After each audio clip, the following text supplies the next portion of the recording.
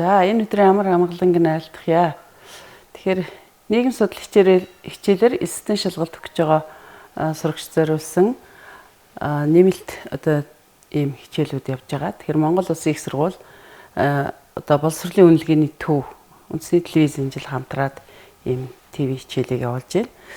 За миний хувьд бол Монгол Улсын их сургуулийн шинжилгээ ухааны сургуулийн хүмүүнлэгийн ухааны салбарын философи шашин судлалын техникийн зөвлөх профессор Дарху гэдэг багш байна.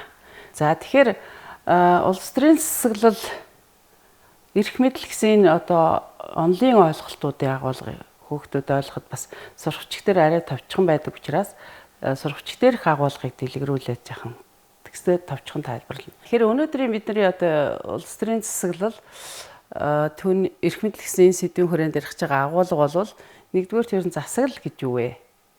Засаглалын тухай ойлголт их олон янз байна. Хоёрдугаар засаглалын тухай ямар үндсэн үзэл баримтлалууд байдгүй. Бас хэд хэдэн үзэл баримтлалууд байна. Засаглал гэдэг ойлголт өөрөө бас өргөн хүрээтэй олон салбарт хамаардаг. Засаглалын тухай ойлголт нь бол улс төрийн шинжилгээ ухаанд ярьж байна, эрх зүйн шинжилгээ ухаанд ярьж байна. Одоо социологт бас ярина шүү дээ. Ер нь хүн хаана байна, тэнд одоо засаглалын тухай асуудал яригдчихэж байгаа. Тэгэхээр засаглалын бүтэц энэтэй холбоотой одоо тестүүд ирэхэд өмнөх жилүүд хүүхдүүд олноор хариулж чадаагүй байсан. Тэгэхээр аливаа зүйлийн бүтэц гэдэг бол тэр зүйлийн бас мөн чанарыг үүрэг ач холбогдлыг ойлгоход бол чухал байдаг. Тэгэхээр засаглалын бүтэцийн хувьд бүрдүүлж байгаа гурван гол элемент бол энэ субъект, объект, нөөц байна.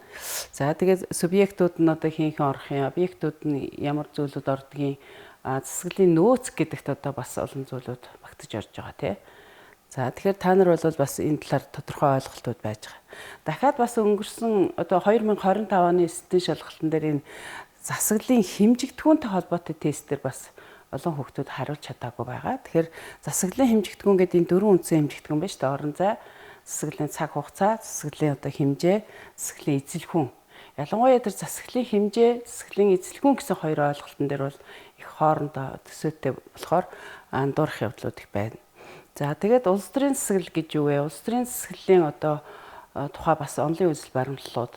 Тэгэхээр тэр онлын үзэл баримтлалууд чинь бол яг улс төрийн засаглал гэдэг зүйлийнхаа мөн чанарыг үүрэг ач холбогдлыг тодорхойлж хэлээд байгаа учраас та нар тэр онлын энэ үзэл баримтлалууд дээр нь их сайн анхаарч өөрсдөө эргцүүлэн тунгааж ажиллах хэрэгтэй байна. Тэгэхгүй зүгээр уншаад өнгөрчдөг эсвэл зүгээр тэрний хэлсэн үгээд хий хоосон цээжлэхтэй биш. Энэ тодорхойлолтод одоо энэ үзэл баримтлал ямар онцлогтой нөгөө үзэл баримтлал нь улс төрийн засаглал гэдэг ямар талаас нь тайлбарсан байна гэж тэгэж одоо авч үзэх хэрэгтэй. Тэгээ энэ улс төрийн засаглал гэсэн ойлголт маань эрх мэдэл гэдэг ойлголтоос салшгүй холбоотой. Тэгвэл одоо эрх мэдэл гэж юу? Тэгээд эрх мэдлийн хуваарлтын асуудал бас энэ улс төр судлалын шинжилгээ ухааны одоо их чухал асуудал байна. За тэгэхээр бид нар бол нэг ийм агуулга дээр ярив. За засаглал гэж юу вэ гэж. Тэгэхээр эртний грекийн кратос гэсэн үгнээс гаралтай. Ер нь засаглал бол өөрөө их нийлмэл бүтэц бүхий ойлголт. Тэр засаглалыг одоо тодорхойлох шинжүүд гэдээ ярих та нар харж байгаа хүсэл зориг. Тухайн одоо субъектийн хүсэл зориг. Тэгээд эрх мэдэл. Тэр эрх мэдэлд хүрэх, эрх мэдлийг тогтоон барих. Тэр одоо чадвар. Дахиад одоо нөлөөлөл. Засаглал гэдэг бол нөлөөллийн одоо хэрэгсэл бас нөлөөлөх чадвар. Тэгээд удирдах, чиглүүлэх, захирах. Ер нь одоо энэ засаглалын хамгийн гол шинж бол захирах харилцаа байгаа шүү дээ. Жишээлх юм бол одоо гэр бүлийн засаглал гэх юм бол гэр бүлийн харилцаанд эцэг эх үр хүүхдийн хоорондын харилцаанд эцэг эхийн захирах. Сургууль дээр ороод ирэхээр одоо сурагч багшийн хоорондын харилцаанд багш бол захирах. Одоо тэр сурагч бол захирагдах. Одоо энэ харилцаа энэ засаглалын гол шинж болгож. Дээр нь засаглал бол бас албадлагын, хяналтын одоо тэр чадвар чадамжтай холбоотой ийм өргөн агуулга байж байна. За тэгвэл засаглалыг одоо гэж юу юм бэ гэдэг дээр олон янзын тодорхойлолтууд байх боловч нэлийн түгээмэл тархсан харцангуй бас нийтээр хүлээн зөвшөөрөгдсөн нэг ийм тодорхойлолт байна. Тэгэхээр энэ тодорхойлолтуудыг та нар бичиж авч ягаад өөрсдөө сайн эргцүүлэн бодож утга учирыг ойлгох. Энэ тодорхойлолтын дотор орсон үг болгон бас утга холбогдолтой. Тийм учраас жишээлбэл одоо энд юу гэж байна? Засаглал бол эрх мэдэл бүхий субъектийн ашиг сонирхол хүсэл зоригоо хэрэгжүүлэх тийм одоо чадвар. Энэ бол одоо тэр засаглал гэдэг зүйлийг мөн чанарыг тодорхойлохны гол одоо шинж агуулга байна. Мөн удирдан зохицуулж, хянаж, нөлөөлөх арга хэрэгсэл одоо чадвар Тэгэхээр засаглал гэдэг зүйлийн мөнч нарыг бол эдгээр зүйлөд тоолбож ойлгож болох.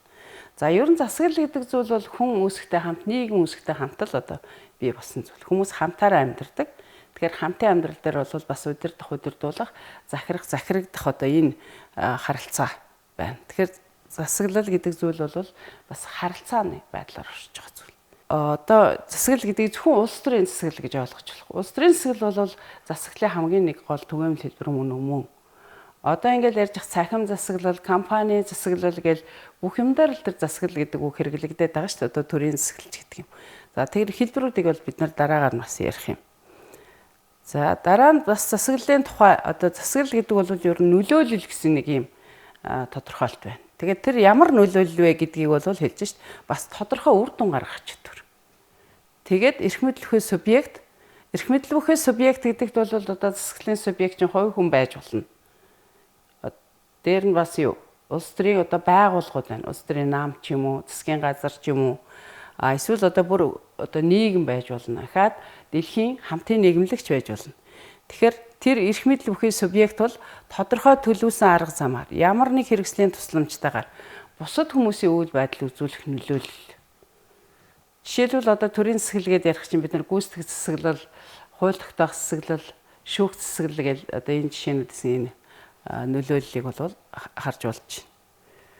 За дараа нь засаглалын тухай үзэл баримтлалт. Энэ дээр та нар нэлээд анхаарах хэрэгтэй. Одоо засаглал гэж юу вэ? Тэрний одоо мөнч нар нь юу вэ? Гол утга учир нь юу вэ гэдэг талаар эртнээс ахуулаад эдүгээ хүртэл одоо философичд, социологчд, ер нь нийгэм судлаачд бол олон талаас нь судал тайлбарлаж ирсэн байна. Ер нь эртний грект бол одоо философичд орчин үеийн бараг бүх шинжлэх ухааны хүнс өрөмцөг тавьсан. Жишээ нь засаглал гэдэг үг бол өөрөө Кратос гэсэн тэр үгнээс гаралтай гэдэг түр хэлсэн шүү дээ грек үгнээс. Тэгэхээр одоо эртний грекийн философч Аристотл бол хэлсэн байдаг үстэй хүн бол улс төрийн амьд. Тэгэхээр улс төрөөс ангид байх боломжгүй.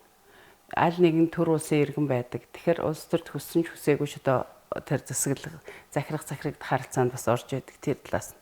За тэгвэл энэ Никколо Макиавелли гэж хаанах юм блэ? Та нарын сурагчгүй дээр байдаг шүү дээ. Уншиж сонссон. Сэрэг манлын Италийн нэртэй одоо сэтгэгч. Тэгэхээр Макиавелли бол одоо энэ бас улс төрийн шинжлэх ухааны орчин үеийнхаар нь үндэслэгчдийн нэг гэж үздэг. Тэрээр бол засаглалыг эрх мэдлийн харилцаа. Улс төр гэдэг бол Макиавелли үзлэр юу? Эрх мэдэлд хүрэх, түүнийг тогтоон барих, одоо тэр ашиг хонжоо олох арга хэрэгсэлгээ тэр талаас нь бас тодорхойлсон байдаг шүү дээ. Тэгэхээр ер нь засаглал гэдэг бол эцээц тэр гол мөнч нарын эрх мэдлийн харилцаа болох тошноо. Тэгвэл Томас Гоббс гэдэг энэ Английн философч төрийн засаглалын амин сүнс нь эрх мэдэл. Тэгэхээр энэ засаглал эрх мэдэл гэсэн хоёр зүйл бол цаашгүй холбоотой. Жан-Жак Руссо гэдэг энэ Францын одоо соён гээгэрүүлэгч. Төрийн засаглалын үндэс бол ойлголцол, зөвшөлтсөл, зохицуулах эрх мэдэл гэж.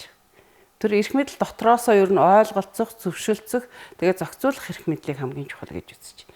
Жишээлбэл одоо өнөөдөр ардчилсан нийгэмд ер нь энэ одоо либертар үзлийг үндэслэгчдийн энэ Гоббс, Руссо, тэгээ Джон Лок гэдэр ч юм бол орж байгаа шүү дээ. Тэгэхээр юу одоо ардчилсан энэ төрийн засаглалын үед бол ойлголцол, зөвшөлдсөл, тэр зохицуулах эрх мэдэл бол чухал байна. Жишээ нь одоо хууль тогтоох эрх мэдэл, гүйцэтгэх эрх мэдэл, шүүх эрх мэдэл хоорондоо ойлголцох, зөвшөлдсөх тэгжээж одоо нөгөө эрх мэдлийг тэнцвэржиж зөв зохистой явна.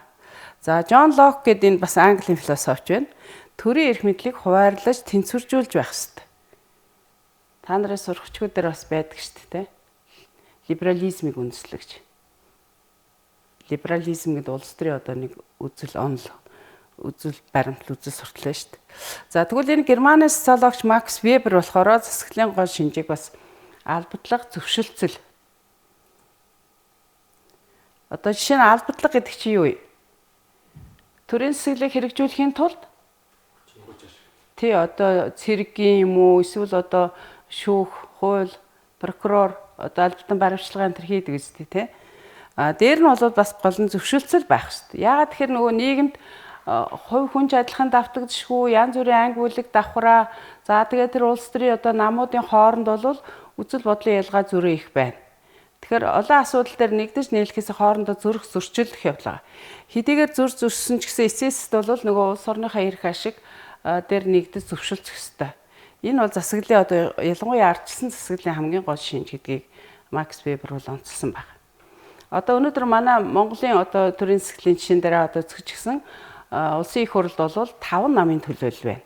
Тэгэхээр нам болгоо өөрийн мөрийн хөтөлбөртөө өөрийнхөө мөрийн хөтөлбөрт улс төрийнхөө тэр үзэл баримтлалыг үзэл сурталыг ингээд тодорхойлсон. Тэгэхээр тэн дээр бол зүрх зөрчилдөх одоо хоорондоо маргах мэтгэлцээ юм зөндөө байж. Тэгвэл эцэст бол тэр зөвшөлтсөл бол чухал байдаг. За тэгвэл засаглалын бүтэц засаглалыг бүтцийн хувьд бүрдүүлж байгаа 3 ийм гол элемент байна. Засаглалын субъект, объект, засаглалын нөөц.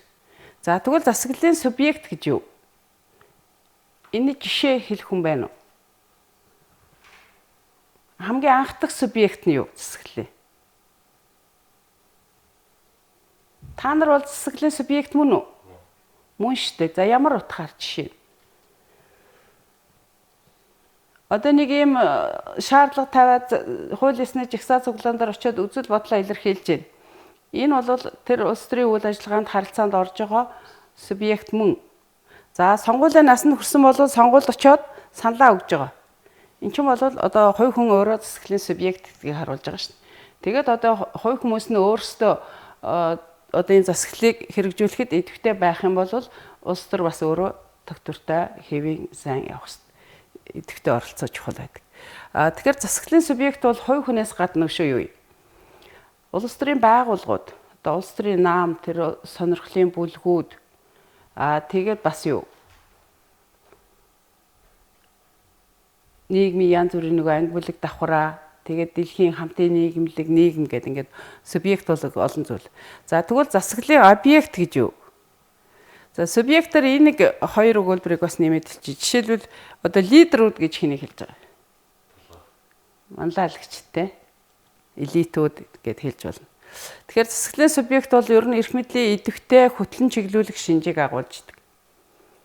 Одоо өнөөдөр манай иргэдийг харж байхад бол засаглалын субъект болохынхаа хувьд нэг хэсэг нь маш идэвхтэй оролцож байна, нэг хэсэг нь бараг оролцохгүй байна. Тэгэхээр тэр чинь бол тэр засаглал гэж юу, энэ субъект ямар үүрэгтэй, миний оролцоо ямар байх вэ гэдгийг мэдж явах явдал бол чухал байгаа. Энэ одоо сэдвүүдийг та нар уншиж судлах явдал бол зөвхөн шалгалт өгөхийн тулд биш.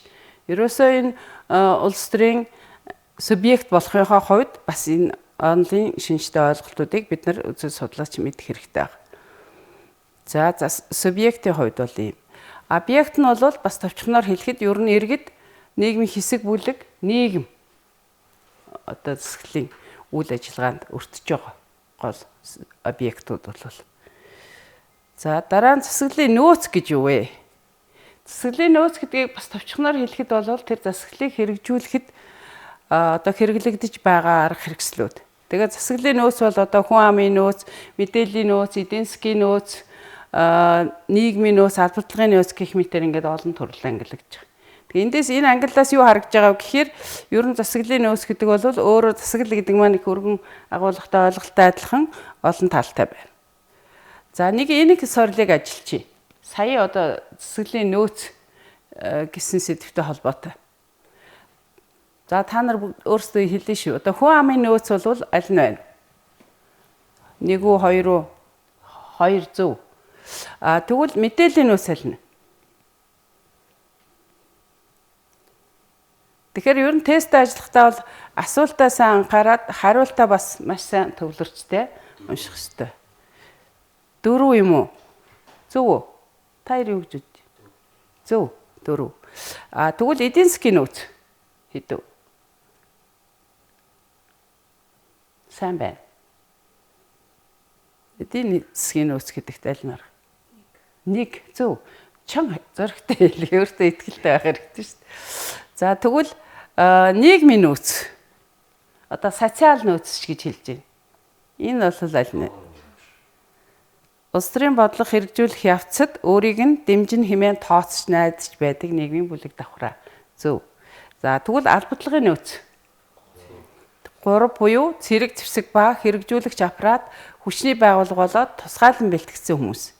Тэгээд айрам, цагдаа, аюулгүй алба, одоо шүүх, прокурор гэдэг энэ хүчний байгууллага бол аль битлагын нөөцийн гол цөмөн болж байна. За тэгвэл засаглалын хэмжигдэхүүн гэж.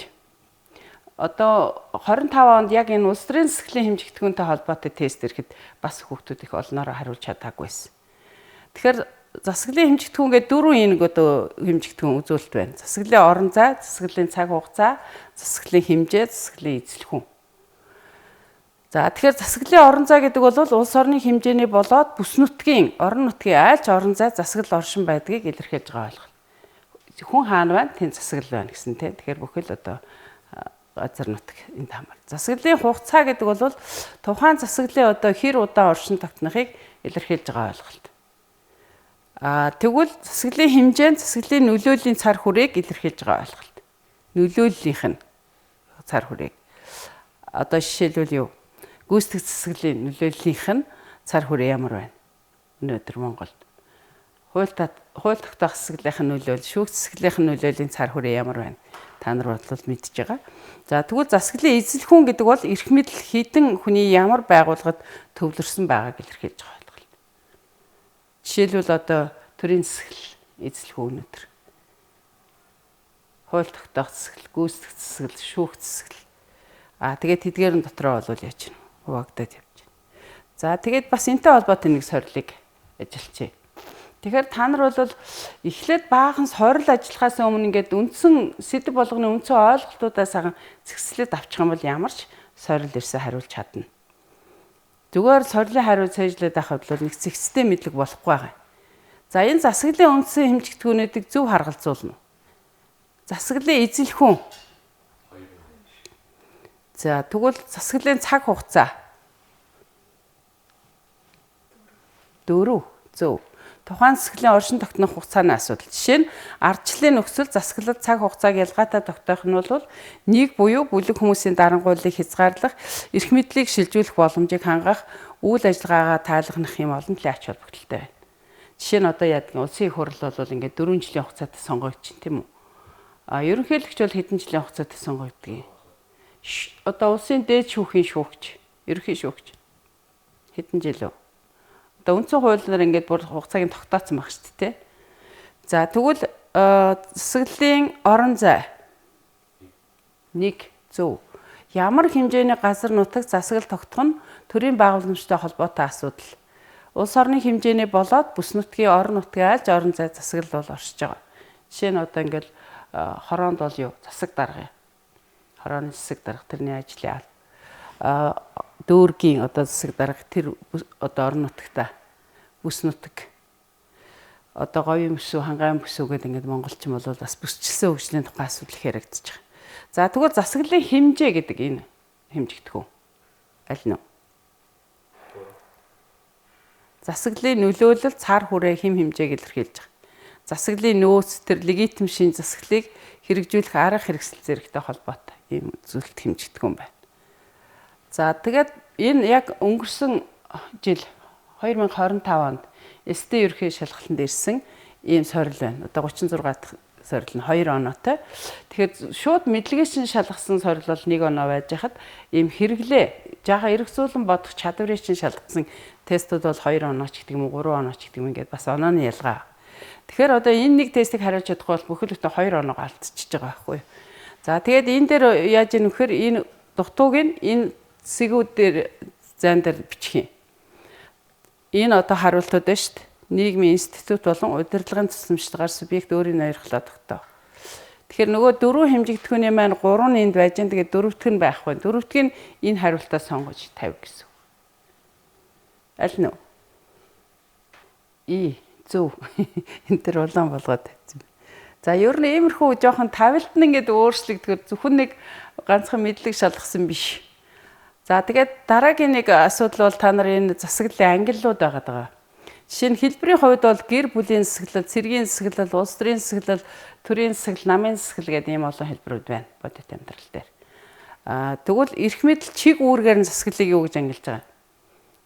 Хууль тогтоох засаглал, гүйцэтгэх засаглал, шүүх засаглал. Одоо манай Монгол хууль тогтоох засаглалын дээд эрх мэдлийг хэрэгжүүлдэг байгууллага нь юу? хууль тогтоох засаглалыг тэр эрх мэдлийг дээд эрх мэдлийг хэрэгжүүлдэг байгууллага. Үндсэн хуулийн 3 дугаар бүлэг төрийн байгууллага гэсэн нэртэй байдаг шүү дээ. Тэнд бол маш тодорхой заасан тий. Үндсэн хуулийн цэц. Тэгэхээр та нар 92 оны үндсэн хуулиас нэг уншчих хэрэгтэй. Ялангуяа энэ одоо хууль манай Монголын төрийн засаглалын бүтэц юу бол яг тэнд маш тодорхой хааж байгаа. Хэмжээний хувьд нэг их биш шүү дээ. Ер нь үндсэн хуулиас бол бас хүн болго мэдчих хэвээр. Улсын их хурл эзтэй хууль тогтоох эрх мэдэл гагцхүү улсын их хурл байна. Тэгвэл гүйцэтгэх засаглалыг хэрэгжүүлдэг дээд байгууллага нь Монголын төрийн засаглалын жишээн дээр. Одоо их хурлаас гарсан нөгөө хуулийг хэрэгжүүлэх ч юм уу. Үгүй хууль батлах тэр хууль тогтоох эрх мэдэл бол ганцхан улсын их хурл байна гэдэг үндсэн хуулийн заасан байна шүү дээ. Тэр их хурлаас батсан хуулийг амьдрал дээр хэрэгжүүлэх. Хууль зүйн дотоод хэргийн яам гэж байдаг засгийн газар. Засгийн газар гэдэг чинь энэ гүйцэтгэх засаглалыг хэрэгжүүлдэг хамгийн дээд байгууллага шүү дээ. За тэгвэл шүүх засаглалыг хэрэгжүүлдэг дээд байгууллага нь юу? Шүүхийн одоо тэр засаглалын тогтолцоонд хамгийн дээд байгууллага. Улсын дээд шүүх. Тэгэхээр та нар эднэрийг бас үндсэн хуулиас сэргээгээд харчаарай. За тэгвэл засаглалыг оршин байгаа улс төрийн дэглэмээр юу гэж ангилдаг байх юм? Авторитар засаглал, тоталитар засаглал. Тэгэхээр авторитар улс төрийн дэглэмийн онцлог бол юу? Улс төрөөс бусад хүрээнд бол хүний эрх хэрэгчлөө хүлээн зөвшөөрнө. Улс төрийн хүрээнд бол маш хатуу хяналттай. Улс төрөөс бусдыг зөвшөөрнө гэсэн тэр нэг онцлог байж. Өөрөөр хэлэх юм бол одоо эдийн засгийн амьдрал дээр хүн хувийн өмчтэй байж болно, хичнээн хэмжээний ашиг орлогоо олж болно гэх мэтэр. Тоталитар гэдэг чинь тотал гэдэг чинь ер нь нийгмийн бүхэлд нь нэг үзэл суртал захируулах. Нийгмийн бүхэлд нь бүрэн хяналтанд авч байгаа. Тэр эдийн засаг, улс төр, оюун санааны амьдралыг бүхэлд нь. Одоо түүхэн жишээ бол юу юм? Тоталитар засаглалын жишээ. Тэр Сталины коммунизм Монголд бол одоо Чавесингийн үеийн тэр засаглалыг бас зарим хүмүүс тэгээд байдаг. Одоо Хятад бол авторитар засаглалтай. Улс төрийн хүрээнд бол маш хатуу хяналттай. Бусад хүрээнд бол хүний эрх хэрэгчлөө хүлээн зөвшөөрж байна. За засаглалыг хэрэглэж байгаа аргаар нь хуулийн засаглал, мэдээллийн засаглал, цахим засаглал, одоо эдийн засгийн засаглал, компани засаглал энэ төр гэдээ бас. Тэгэхээр ийм ангиллуудыг бас та нар мэдчих ёстой. Ингээл тест ороод ирж байгаас засаглалыг хэрэгжүүлж байгаа арга хэрэгслээр нь ангилсан ангилалд аль нь хамаарах вэ? Эсвэл үл хамаарах вэ?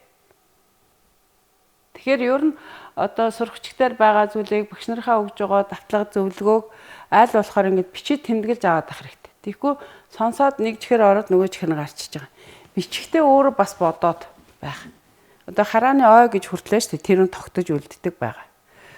За тэгвэл одоо засаглал гэдгийг бид нар сая юу вэ? Одоо ямар хэлбэрүүтэй байна, хөргөн агуулгатай гэдэг. Улс төрийн засаглал гэдэг юу юм бэ гэж. Улс төрийн засаглал бол одоо тэр засаглалын хамгийн түгээмэл хэлбэрийн нэг. Ер нь улс төрийн засаглал бол өөрөө энэ улс төрийн шинжлэх ухааны үндсэн ойлголт нэг талаас. Нөгөө талаас бас улс төрийн шинжлэх ухааны үндсэн судлагдхуун маш чухал одоо суур ойлголтын нэг байна. Тэгэхээр улс төрийн шинжлэх ухаан бол хэдэд ер нь бие дааж хөгжиж гарч ирсэн. Эхлээд бол одоо тэр эртний грект ер нь философи мэдлэгийн дотор олон мэдлгүүд ингээд тэр хүрээнд хөгжиж явж байгаад жишээлбэл одоо тэр Никколо Макиавелли бол улс төрийн шинжлэх ухааныг орчин үеийн утгаар нь хөгжүүлэхэд бас өнцлөгчдийн нэг гэж үздэг гэсэн. Ер нь бол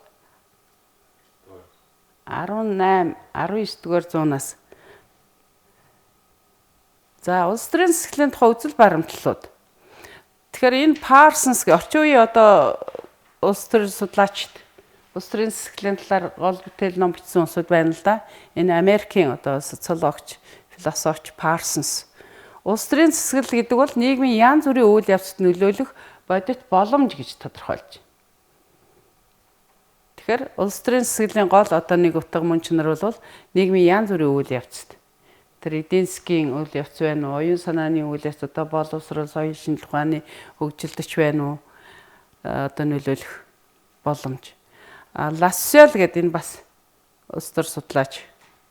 Улс төрийн засаглалыг нөлөөллийн нэг хэлбэр гэдэг болох талаас нь судалсан.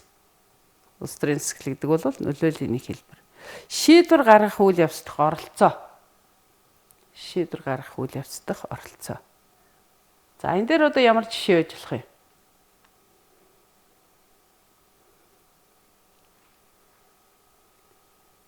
Та нарын одоо оролцох тийм оролцоо юу вэ? Иргэдийн оролцоо. Иргэний нийгэм чухал. Тэгээд улс төрийн тэр нийцтэй оролцоо их чухал байна шүү дээ. Сонгуул байна. Зөв. Одоо сонгуул гэдэг чинь нөгөө нэг төрийн байгууллага одоо бүрдүүлэх нэг арга хэрэгслэн шүү дээ. Тэгэхээр иргэд бүгдээрээ одоо идэвхтэй очиод оролцоод саналаа өгөх явдал бол бас тэр шийдвэр гаргах үйл явцад оролцож байгаа оролцоо мөн. Тэгэхээр улс төрийн засгийн одоо гол субъект бол хувь хүн өөрөө гэдгийг бас ойлгох хэрэгтэй. Тэгэхээр энэ тодорхойлолтуудыг тэгж амьдралын жишээ баримтаар сан холбож ойлгох хэрэгтэй. За улс төрийн засаг бол ер нь нийгмийн зохион байгуулалтад тодорхой хүчнээс. Тэр нийгмийн зохион байгуулалтад тодорхой хүчин гэдгийнх нь жишээ нь юу юм? Одоо нөгөө улсын их хурл ч юм уу тэр улс төрийн байгууллагууд байна шүү дээ. Улс төрийн наамч байдаг юм уу те? Улс төрийн эвсэл холбоот ч байдаг юм. Тэгэхээр тэр хүн амын янз бүрийн бүлгийн харилцаа үйл ажиллагаагаар өөртөө учруулах бэрхшээл эсэргүүцлийг даван туулах. Одоо ингээд ямар нэгэн одоо шийдвэр гаргахад тодорхой хэмжээний эсэргүүцэл заавал тулгарч байгаа бэрхшээл саад ямар нэгэн хэмжээгээр учирч байгаа. Тэгээд тэрийг одоо даван туулах. Тэгвэл тэр өөрийнхөө зориг хүслийг эрх зүй, ёс суртахууны зэрэг нийтлэг хэм хэмжээгээр хүлээн зөвшөөрөх чадвар. Тэгэхээр ер нь одоо нийгмийн амьдралын олон талт үйл явцыг зохицуулдаг хоёр гол хэм хэмжээ шүү дээ. Эрх зүйн хэм хэмжээ, ёс суртахууны хэм хэмжээ. За энэ тодорхойлолт бол бас улс төрийн засаг гэдэг зүйлийн мөн чанарыг агуулгыг нэлээд дэлгэрэнгүй одоо илэрхийлсэн тодорхойлолт байгаа юм. За улс төрийн засаг түрүү хэлсэн ер нь засаглалын хамгийн түгээмэл хэлбэр. Захирах, захирагдах, нөлөөлөх харилцаа гэж ойлгож байна. Бас эрх мэдэл бүхий субъектууд хүсэл зоригоо хэрэгжүүлэх арга чадвар, боломж, үйл явц юм аа гэдэг ингээд өмнө ярьснуудыг бас бид нар нэгтгээд арай илүү өргөн утгаар ингэж ойлгож байна. Улс төрийн засаг гэдэг бол захирах, захирагдах, нөлөөлөх харилцаа. Тэр эрх мэдэл бүхий субъектууд хүсэл зоригоо хэрэгжүүлэх арга, чадвар, боломж, үйл явц. За тэгвэл улс төрийн засаглалын гол хэлбэр бол төрийн засаглал байна. Улс төрийн засаглал, төрийн засаглал гэсэн хоёр ойлголтын аль нь өргөн ойлголт вэ? Энэ хоёр ер нь ямар ялгаатай вэ? Одоо өмнөх жилүүдийн эсдэн шалгалтанд бас тийм сорилууд орж ирж байгаа. Улс төрийн засаглал, төрийн засаглал гэсэн хоёр ойлголт аль нь өргөн ойлголт? Улс төрийн засаглал нь. За яагаад? Усаа бүрэн хамруулна. За тэгэхээр зөвлөдөө улс төрийн засаглалын нэг гол хэлбэр нь төрийн засаглал байгуул ахаад намын засаглал гэдэг юм өөр бусад хэлбэрүүдийг улс төрийн засаглал өөртөө багтааж байна. За тэгвэл төрийн засаглал гэж юу вэ? Тэр ямар онцлогтой вэ? Улс төрийн засаглалын хамгийн гол хэлбэр гэдэг шүү дээ. Улс төрийн засаглалын хамгийн гол хэлбэр нь төрийн засаглал гэдгийг ямар жишээгээр тайлбарлаж байна. Одоо энэ улс төрийн засаглал гэдэг энэ өмнө өгсөн өргөнд утгаар тодорхойлсон тодорхойлтыг төрийн засаглал дээр буулгаад тодорхойлт гаргуул юу гэж хэлж байна. Тэгэхээр та нар энэ ерөнхий суур онлын ойлголтоо бас тийм арга зүй үндэслэгээ болгож тодорхой хэлбэрүүдээр нь хэрэглэж сурах хэрэгтэй байна. Жишээлбэл одоо энэ тодорхойлтон дээр төрийн засаглал бол захирах, захирагдах, нөлөөлөх харилцаа. Эрх мэдэл бүхий субъектууд өөрийнхөө өс зоригийг хэрэгжүүлэх арга чадвар, боломж, үйл явц гэж хэлж болох уу? Болно шүү дээ. Яагаад тэгэхээр төрийн засаглал чинь өөрөө улс төрийн засаглалын гол хэлбэр гэж байна. Тэгээд одоо Монгол төрийн засаглалын гол хэлбэрүүд нь бол юу? Дотроо бас ямар бүтцтэй байгаа. Нөгөө хууль тогтоох засаглал, гүйцэтгэх засаглал, шүүх засаглалыг багтааж. Тэгэхээр эн чинь төр гэдэг чинь ер нь тухайн нутаг дэвсгэр байгаа нийт хүн амынхаа нийтлэг эрх ашгийг илэрхийлж хамгаалдаг байгууллага өстэй. Тэр утгаараа ер нь төрийн засаглал бол улс төрийн засаглалын бүтцэд гол байр суурийг эзэлж байна. За тэгвэл эрх мэдэл гэж юу вэ? Эрх мэдэл гэж юу? За эрх мэдэл гэдэг бол энэ Бертран Рассел гэдэг философч хэлснээр ер нь тавьсан зорилгодоо хүрэх чадвар боломж. Парсонсынхаар эрх мэдэл бол удирдагчид нийтлэг зорилгоодыг хэрэгжүүлэх болцоо олгодог багаж хэрэгсэл. Лассел болохоор энэ тодорхой болгонд бас нөгөө эрх мэдэл гэдэг өргөн утгатай зүйлийг тал талаас нь ингээд авч үзээд байгаа хгүй тэр мөн чанарыг тодорхойлж байгаа зүйлүүд. Лассел болохоор ер нь хүнд угаасаа эрх мэдэл тэмүүлэх тийм чанар байгаа төрөлхөөс өөрт нь. Тийм болохоор эрх мэдэл бол баялаг, нэр хүнд чөлөө зэргийг олж авч улмаар амьдралаа сайжруулах арга хэрэгсэл гэж ойлгож байна. Одоо ингээд эрх мэдлийн төлөө зарим хүмүүс яхаж бодохгүй яваад иймэрхүү утгаар бас тэгж ойлгодог юм. Тэгвэл эрх мэдэл гэдэг чинь ер нь удирдуулах харилцаанаас үүсдэг. Дахиад эрх мэдэл бол тухайн субъект өөрийнхөө бас хүсэл зорилгыг хэрэгжүүлэх чадвар, чадамж гэсэн ийм утгуудаар бол ойлгож болно эрх мэдэл гэж юу вэ гэдэг. За тэгвэл эрх мэдэл хуваарлын асуудлыг бас нэг тавьчихсан. Энэ та нарын сурагчдаар байгаа учраас би John Locke, Charles Montesquieu гэдэг John Locke бол Английн философт либерализм тэр үндэслэгч. Тэгээд одоо эрх мэдлийг энэ хууль тогтоох засаглал, гүйцэтгэх засаглал, холбооны засаглал гэсэн 3 одоо тэнцүү хуваарлал тэнцвэртэй байх нь одоо хүний эрх хэрэгчлөөг хамгаалах, нийтлэг эрх ашиггаа хамгаалах, тэр улс орныг зөв одоо хөгжлөх чухал нөхцөл боломж гэж үзсэн байна.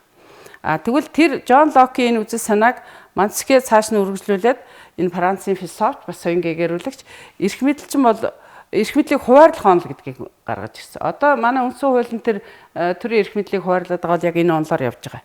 Хууль тогтоох эрх мэдэл, гүйцэтгэх эрх мэдэл, шүүх эрх мэдэл гэдэг. За тэгээд та нар бол энэ John Locke-ийн төрийн тухай 2 шаштар гэж зохиол байна. Энэ одоо ишл бол та нарын сурагч дээр байж байгаа. Дээд засаглал нь хоорондоо харилцан уялдаатай, харилцан үйл хамаарах 3 улс төрийн байгууллагаас бүрдэх ёстой.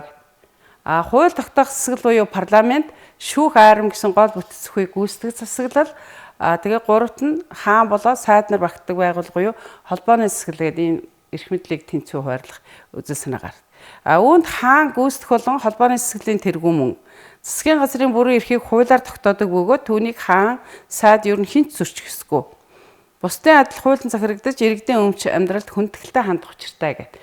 Энэ John Locke-ийн ишлэлийг бол бас тодорхой хэлсэн байна. Montesquieu-гийнхыг бол энэ хуулийн амин сүнс гэдэг бас алдартай зохиолд хэлсэн.